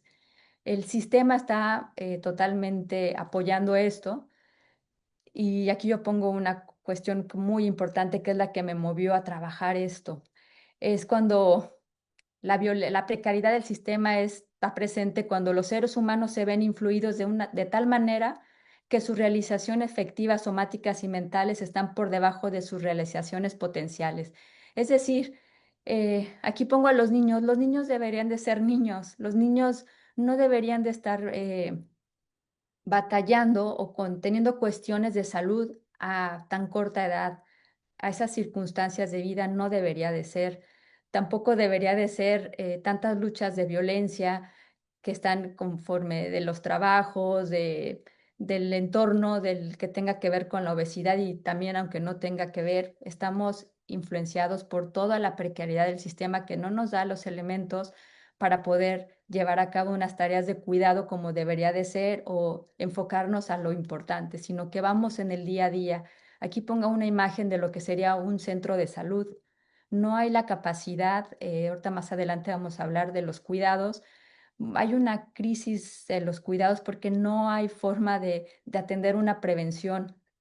¿Cómo alguien va a llegar a prevenir si no hay suficientes espacios, no hay suficiente infraestructura ni educación para hacerlo? Y aquí hay una imagen que es un poquito de los desiertos de los desiertos alimentarios que le llaman, y es cuando pues es más accesible y más fácil, más económico comer cierto tipo de comida que no es tan nutritiva o recomendable. Pero ¿cómo vamos a comer otros si esos alimentos están influenciados para que nosotros los adquiramos y es la única forma que podemos tenerlos o no comer? Pasando a las violencias obesogénicas, hay una parte que me mueve mucho y que yo ya venía trabajando y aparte con el estudio de estos 4 años en el doctorado, pues ya estoy súper convencida de esta parte, que podemos estar con toda la disponibilidad y los comportamientos y todas las herramientas que tengamos, el estilo de vida en donde estamos todos los días es lo que nos va a afectar. Entonces, por más que hagamos, es muy probable que todos en un momento, si no estamos por el camino del cuidado y el reconocimiento, vamos a caer, porque el tiempo de latencia, pues que estemos en esa situación, pues nos va a llevar a un resultado y entonces estamos siendo expuestos todos los días, a todo momento, de todos los factores y aunque nuestro cuerpo responda de una forma o nosotros queramos, pues la naturaleza es como el río en el agua, o sea, sigue su cauce.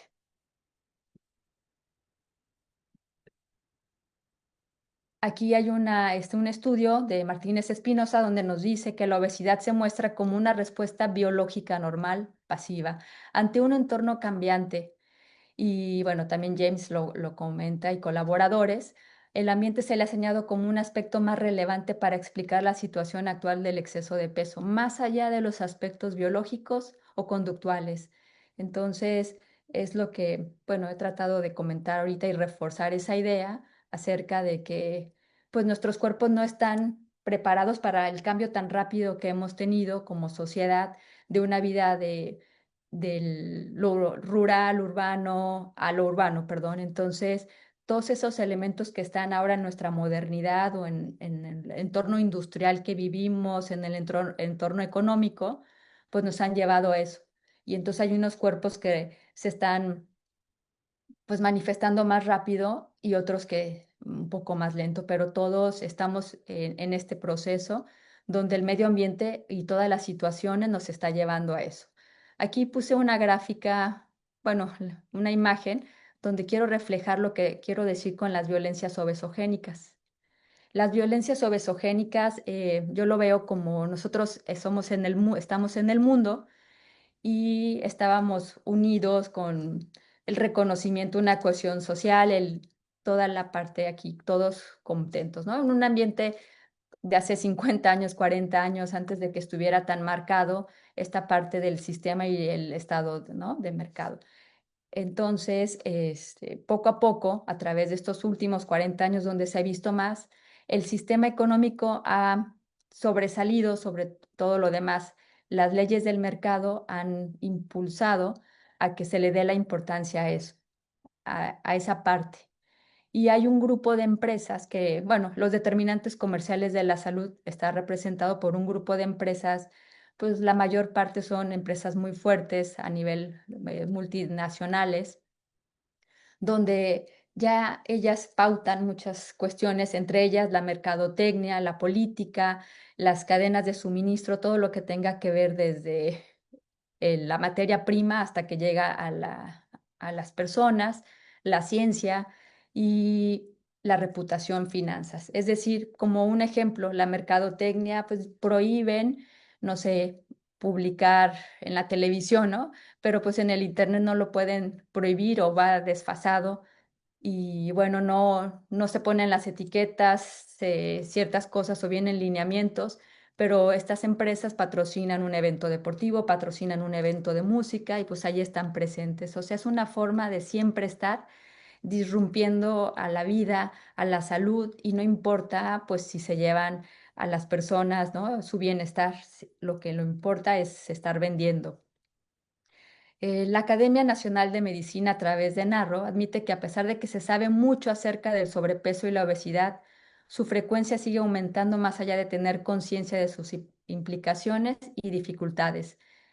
Se hace poco y para combatirlo. Aquí hablo un poquito de negligencia. La negligencia también es violencia. Entonces, sí se sabe todo esto, pero pues no se realiza nada. Y esa es la parte que yo pongo como violencias obesogénicas, o sea, se conocen las empresas, se conocen los actos que se están llevando, se conoce cómo están irrumpiendo nuestra forma de vivir, cómo estamos cambiando.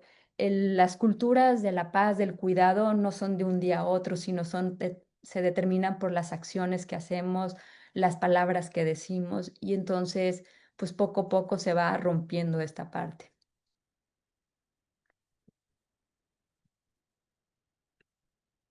Y yo lo que propongo y lo que estudio y lo que me apasiona es transformar eso de las violencias obesogénicas que ya se han normalizado y que están ahí dentro de nuestra cultura ya, es irnos a ver la otra parte, la contraparte, que son los caminos compartidos de cuidado y reconocimiento.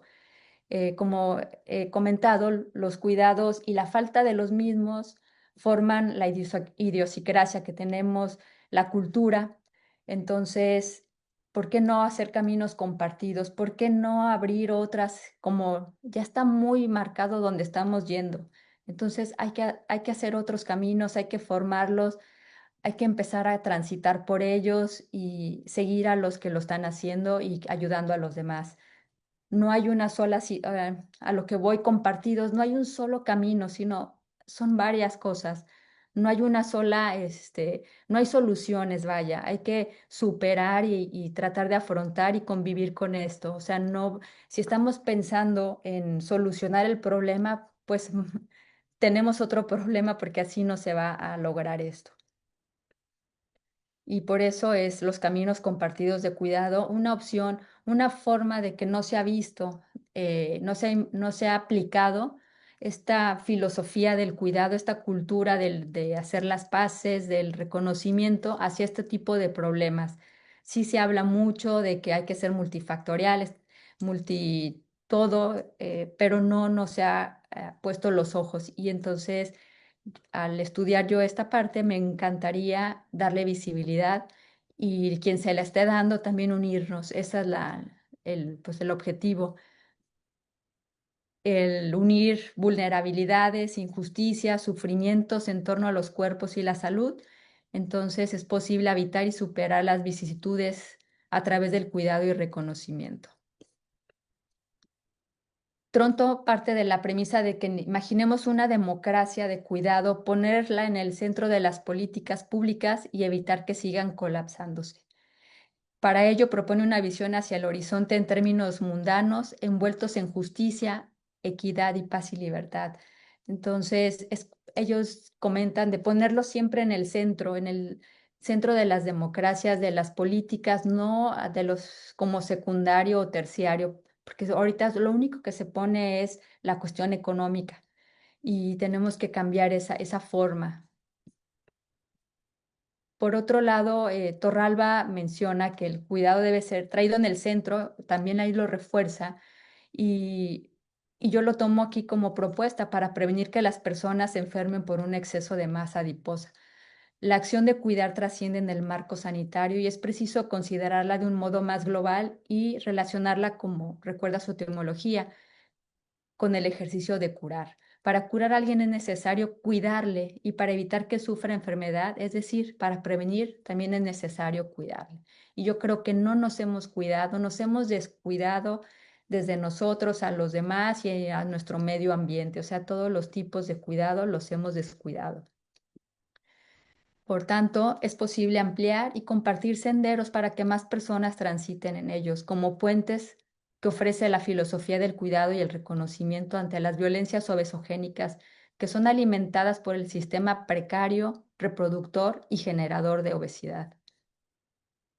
Y bueno, aquí yo traigo a Boff una cita que me gusta mucho, que dice, sin cuidado deja de ser humano, si no recibe cuidados del nacimiento hasta la muerte, el ser humano se desestructura, se marchita, pierde el sentido y muere. Si a lo largo de la vida no se hace con cuidado todo lo que uno emprende, acaba por perjudicarse a sí mismo y destruir a lo que le rodea.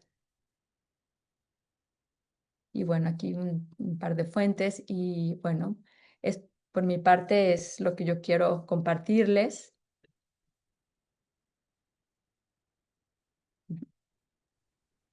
Muchísimas gracias, Briseida. Pues creo que cierra muy bien, ¿no? Estas tres participaciones que podemos ver ahora que tienen en común la corporalidad, ¿no? Esta corporalidad que pasa por la paciencia y la esperanza en tronque de una con otra en esta potencia, ¿no? Que tienen, este poder que tienen. Ver también un poco cómo estos cuerpos, y me parece muy interesante la propuesta de Badaniela que pues ve cómo justamente hay una necesidad de crear otras formas de pensar la paz, ¿no? Desde la historia, desde ver cómo fenómenos complejos como la guerrilla también involucran proyectos de justicia social, ¿no? Y cómo me parece que va implícito en la actitud muy enternecedora en el sentido mejor de la palabra de Badaniela de dar voz y dar memoria, ¿no? Y hacer visible con estos relatos una corporalidad que pues viene a dar como una cara más humana y más completa, ¿no? De lo complejo que son las violencias que atravesamos en México y que se ha atravesado históricamente. Y esta visión de Briseida de poner en escena, ¿no? Justo cómo los cuerpos padecen y sufren dentro de ciertos sistemas económicos que, pues, tienen acompañados, pues, una serie de cuestiones vinculadas a la salud, a la esperanza de vida, a las relaciones cotidianas de unos con otros, la estigmatización, la pérdida de trabajo, ¿no? Y bueno, creo que esta cita que recuperas de Boff al final, ¿no? Que el cuidado debe de estar presente en todo, pues creo que es como muy, muy, muy ilustradora. Y bueno, pensábamos que íbamos a tener muchísimo tiempo para dialogar y para tener muchas preguntas, pero pues creo que lo más importante era dar como el espacio para desplegar pues estos años de trabajo que han tenido tanto las estudiantes como Estefano también. Entonces, no sé si hay alguna pregunta que esté por ahí que quieran plantear. Sí, Uciel, por favor, si quieres plantear la pregunta. ¿Qué tal? Buenas tardes, muchas gracias. Pues bueno, sí es una pregunta que es para el doctor Estefano y dos comentarios para las otras ponentes. Me hizo pensar, doctor, en la paciencia en tiempos de la tecnología encarnada, ¿no? Y la pregunta es, ¿cuál es su opinión sobre el reto que vive la sociedad que está adicta a los dispositivos móviles y que generan una urgencia por la inmediatez y que ha vuelto la paciencia que usted comenta un acto de resistencia. Y según sea el caso, la paciencia puede ser incluso un lujo. Los otros comentarios son que justo en ponencias anteriores se había planteado la cuestión del autocuidado, pero a mí me surge esta duda de cómo podemos cuidarnos cuando el sistema capitalista nos necesita enfermos, ¿no? Tanto corporal como mentalmente para seguir extrayéndonos plusvalía. En efecto, como dice la doctora Brice, no solo es visibilizar la violencia obesogénica, sino también democratizar el conocimiento sobre todos los males que son inherentes al sistema capitalista y que nos tienen a cada quien viviendo cierta crisis, ¿no? Y por último, Eva Daniela me hizo pensar o aterrizar en un comentario algo que con su plática, ¿no? La conciencia de clase como motor del amor y ese amor como cohesionador social. La conciencia de clase puede intensificar el amor y el amor puede motivar conciencia de clase. Y no me refiero únicamente al amor romántico. La violencia forma parte de la paz y no como su opuesto o su antónimo, sino como intrínsecamente pacificador. Y bueno, eso es todo. Muchas gracias a los ponentes. Muchísimas gracias, Suciel. Brice, un favor, ¿podrías quitar tu presentación para que nos podamos, ajá, perfecto. Y no sé si Estefano quisieras comenzar y también pues Eva Daniela y Brice si quieren retomar los comentarios. Sí, muchísimas gracias por esta pregunta que considero realmente importante.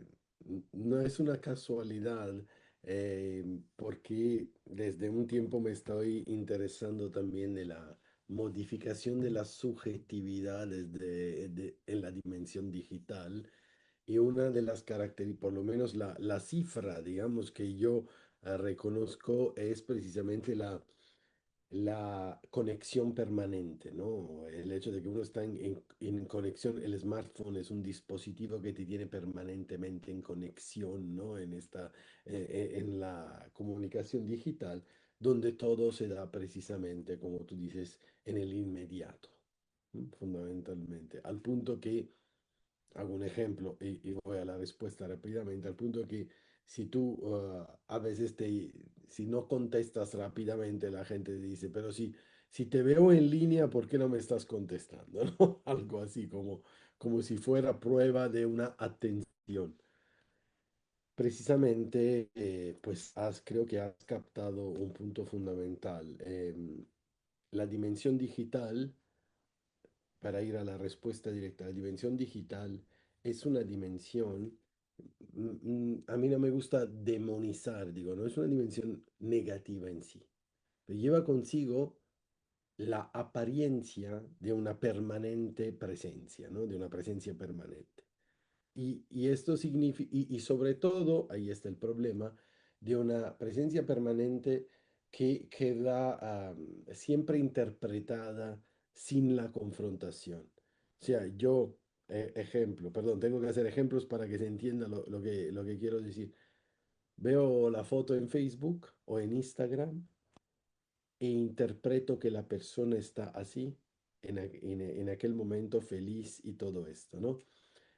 Hubo un experimento social muy lindo que pasó hace tiempo, lo pasaban en YouTube, donde hacían ver la persona que, ¿no? que se sacaba la foto tomando una copa y luego se iba ampliando, ¿no? la visual, ¿no? Y se veía la persona que se tomaba la foto tomando una copa sonriendo y parecía que estaba en un local muy feliz, se ampliaba y él estaba solo en realidad y no había nadie alrededor de él. Entonces, esto para decir qué cosa. Oh, perdón, se aplicó la manita por haber levantado la mano. Y esto que quiero decir es precisamente la falta de paciencia. O sea, una de las características de la conexión digital es la cancelación, ¿no? de la posibilidad de auténtica manifestación. Entonces, dice, entonces no tenemos que desconectarnos, no, lo tenemos que saber. Estamos expuestos a esto. O sea, una exposición de sobreinterpretación a partir de una falta de confrontación. Yo veo que tú pones una foto en Instagram que estás, qué sé yo, en París. Digo, oye, estás en París. Podrías haber sacado la foto hace 2 años. Entonces la pregunta tendría que ser, ah, qué lindo, visitaste París. No, ah, estás en París. La idea de que lo que estás haciendo en el dimensión digital lo estás haciendo ahora es precisamente síntoma de lo que estabas diciendo, de una pérdida de paciencia. Pero la pérdida de paciencia, ¿qué es? Es la pérdida de la capacidad de que se manifieste el otro. Y esto es, perdón si lo digo de manera fuerte, pero el principio de la guerra. Un ejemplo, siempre sobre la cuestión de lo social. Una vez una persona me dijo, yo le dije, oye, ¿vas a salir hoy? No, estoy cansado. No. Y luego, pues así, sin pensarlo, subí al Facebook unas fotos, ¿no? De que había hecho algo hace 3 días. Me llegó un mensaje. Me dijiste que estabas cansado y en cambio estás en la calle haciendo esto, ¿no? ¿Por qué digo es el principio de la guerra? Claro, esta es una tontería, pero demuestra la falta de espera. Yo no espero.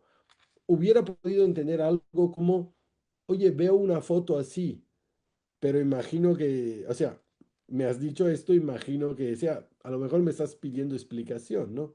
En cambio, la acusación, ¿de dónde viene? De la falta de espera, de la falta de paciencia. No me espero para entender lo que está pasando, sino, pues, veo e interpreto. Entonces, la conectividad, la conexión digital lo que ha hecho es hacer extrema, ¿no? Esta posibilidad.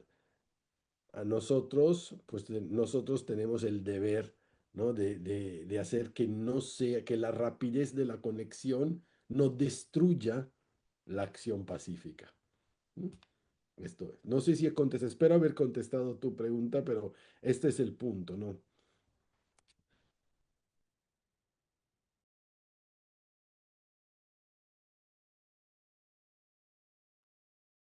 Muy bien, no sé, Eva Daniela, Briseida, si quisieran continuar el comentario que nos hizo Uciel, o si hay alguna otra pregunta que también, o comentario que quisieran plantear, también es bienvenido.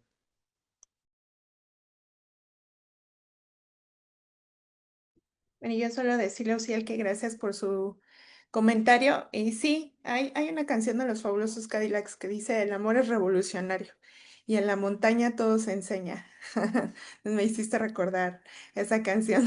Entonces, me, pues sí, hay muchas otras mecanismos que se pueden estudiar a partir del rescate de la memoria. Muchas gracias. Yo también te quiero agradecer, Uciel, por tus atinados comentarios y preguntas y todo. Y con respecto al autocuidado, sí, esa es la cuestión. De hecho, en el sexenio pasado se dijo que el autocuidado era la cuestión más importante. Las políticas públicas que están en torno a esto o la estrategia nacional era fomentar el autocuidado. Y entonces yo me pregunto, ¿cómo van a fomentar el autocuidado si no nos enseñan cómo hacerlo, ¿no? Y no están las condiciones para hacerlo. Pero ahí es otra cosa, cómo el sistema nos está orillando a que nosotros seamos los responsables. Ahí te va la papa caliente. Esa es la cuestión de las violencias obesogénicas y el primer paso es detectar que estamos siendo fichas de ese juego que están jugando con nosotros. Por eso la importancia del reconocimiento, de vernos en los otros, de cuidarnos y no de seguir en este mundo de estigmas, porque el estigma nos hace desenfocarnos, entonces es lo que nos quieren distraídos.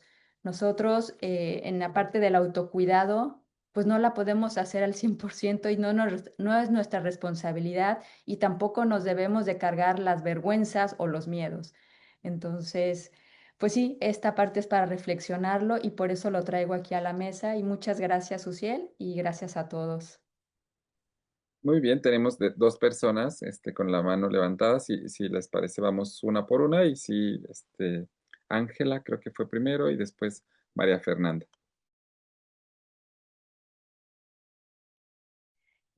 Yo estoy impactada con los temas de la mesa. La verdad es que me ha encantado la forma en que se ha ido desarrollando. Empezamos con una reflexión mucho más abstracta y aterrizamos precisamente con casos muy específicos donde nos muestran la violencia cultural, ¿no? La violencia obesogénica. Y pasando por la ponencia de Eva Daniela, que creo que a todos nos cimbró. Yo personalmente sí lloré, porque aparte es un tema pues que conmociona, ¿no? Todavía en el imaginario colectivo está muy presente todavía y de alguna manera debería estar más presente, pero como una forma de repensarnos, ¿no? Entonces, le agradezco a Eva Daniela que nos haya compartido eso y también a Javier que fue el causante de que ustedes tres estén aquí, ¿no? Y tengo una pregunta que tiene que ver precisamente pues más que ser una pregunta concreta, es más bien una invitación como a profundizar en esto, porque no lo tengo como muy claro. Cuando planteas, Estefano, este asunto de la paciencia y su vinculación con la esperanza y la paz, ¿no? Una frase que me gustó muchísimo tuya, que dijiste, la paciencia siempre surge de la esperanza, ¿no? Si no tenemos la esperanza de que esa cosa que estamos esperando suceda, no vamos a tener la paciencia para resistir, ¿no? Y eso se vincula obviamente directamente con la paz, pero a mí me hace mucho sentido cuando hablamos, por ejemplo, de disenso en términos políticos, ¿no? De repente no sabemos cómo manejar el disenso precisamente porque no tenemos esperanza y por lo tanto no tenemos paciencia, ¿no? Entonces, ¿cómo vinculamos ahí eso? Pero también había una tensión por ahí, no sé cómo lo vean ustedes, yo tengo pues sí, como ese dilema, ¿no? Esa tensión. Por un lado, tener una visión de la paz, la entiendo como una utopía, en el sentido de que nos está jalando, ¿no? Y de que buscamos como que se reproduzcan, pero por el otro, esta conceptualización de las paces cotidianas, ¿no?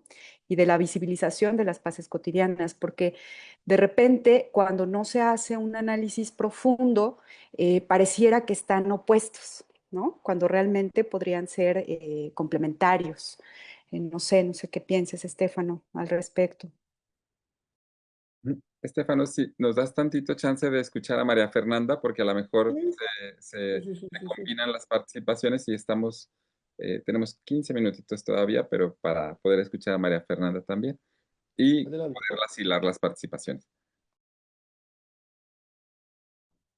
Hola, bueno, mi pregunta no sé si se relaciona, pero tiene que ver con escuchándoles, pensaba un poco en el agobio que me hace sentir el cuidado, es decir, en el tengo que cuidar esto, tengo que ser paciente, tengo que tener empatía, pero me tengo que cuidar del sistema, ¿no? Y como que todo, todas estas formas en las que nos atraviesa el cuidado, que pareciera que todo recae en cosas que tenemos que hacer, más vivir, ¿no? Más todo lo que hay que hacer en la vida.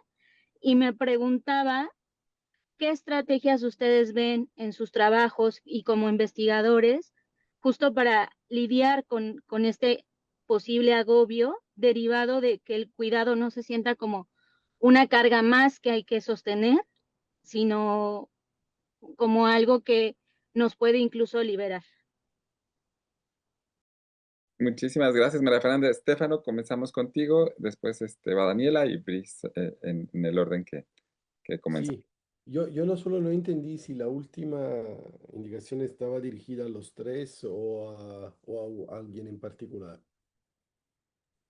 Eh, la de María Fernanda. No lo pensé como alguien en particular, Ok, cualquiera que quiera responder, adelante. ok, ok. Por eso pregunté. Bueno, voy rapidísimo para no quitar, no robar tiempo a nadie. Muchas gracias, Ángela, por tus observaciones. Efectivamente, bueno, premisa, claro, lo que yo está, premisa no justificación ni defensa, es simplemente premisa para luego darte una respuesta. Claro, yo lo que estoy tratando de hacer es un análisis de un elemento fundamental. En realidad, uno conectado con el otro. Pero claro, todo esto sirve para ver cómo se tiene que orientar la práctica, ¿no? Entonces, sobre el disenso, ¿no? Estoy de acuerdo. El problema está ahí. Claro, siempre se puede decir, bueno, pero si el otro fundamentalmente no aplica esta paciencia, ¿yo cómo hago? Ahora, queda claro que también en todas las prácticas de construcciones de paz, si me están matando, tendré que defenderme. No puedo decir, "Ah, bueno, quiero hacer la paz y, y me dejo matar". Pero la cuestión es que efectivamente el disenso político pues surge. ¿M? De una condición en la cual podemos considerar o la cuestión como contingente. Entonces se trata solo de utilizar aquella imaginación para ver si hay una posibilidad que no hemos pensado que está más allá de este disenso. No es fácil, para nada, pero es el reto. Si en cambio queda ideologizado el problema, entonces quedamos en situaciones sin esperanza, diría yo, porque cuando yo, por ejemplo, digo, no, esta orientación política está completamente equivocada a priori, claramente estoy ya sacando de la posibilidad de un acuerdo.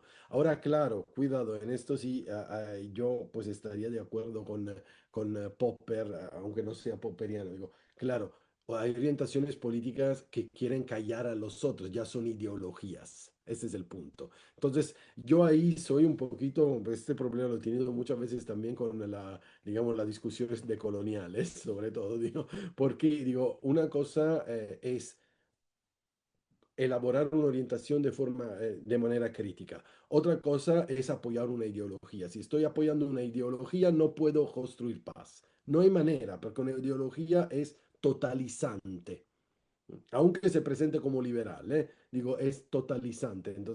Y entonces el disenso político se puede manejar en este sentido con paciencia si efectivamente hay la posibilidad de aceptar que mi posición, aunque yo en este momento la esté considerando como la mejor, pueda tener grietas que están precisamente alumbradas por el otro. Por eso hay que ver, hay que dar el espacio de manifestación. La otra cuestión de las paces cotidianas. Yo estoy totalmente de acuerdo contigo. Yo creo que la primera forma en que se manifiesta la construcción de paz como paciencia es en las paces cotidianas.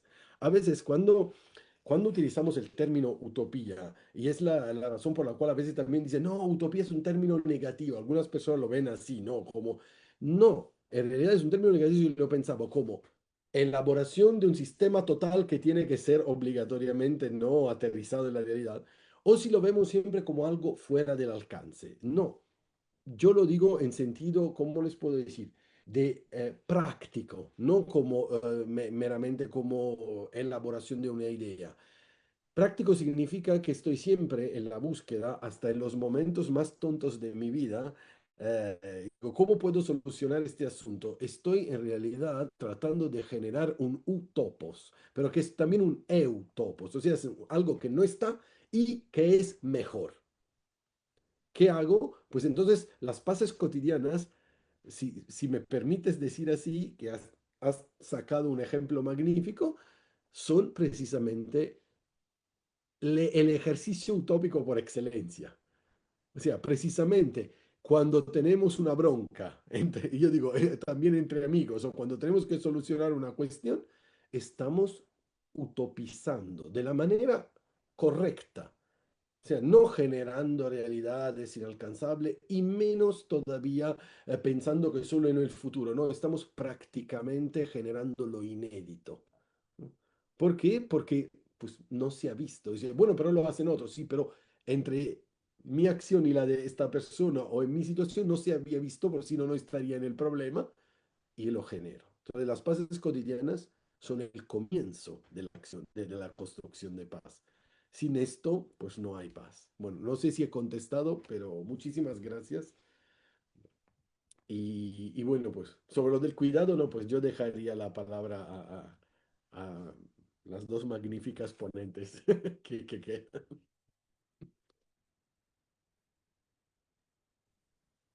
¿Sí?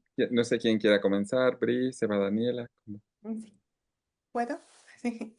Em, yo creo que lo más importante sobre el cuidado en el caso de Guerrero, bueno, de Atoyac específicamente, ha sido platicarlo y pasarlo de generación en generación. Hay algunos proyectos muy interesantes en las escuelas primarias, en donde los profesores ahora les piden a los niños que si su abuelito, así le dicen, ¿no? Si tu abuelito, si tu abuelita fue un militante del Partido de los Pobres, entrevístalo. Y eso ha ocasionado que los niños puedan darse cuenta de los cambios y también del reconocimiento que debe de tener pues este proceso histórico. Hay unas cosas interesantes que también hacen ellas y que probablemente no lo perciban como tal, pero en la comunidad suelen juntarse en la noche porque hace mucho calor, entonces se salen todos al patio y están muchas familias conviviendo y entonces ahí o los días que les toca subir al río también van en su mayoría mujeres y contarse es esto y de cómo le hacían ellas para cuidar o cuando estaban dentro de la guerrilla cuidando, embarazadas y demás. Esto ha generado como más unión dentro de la comunidad.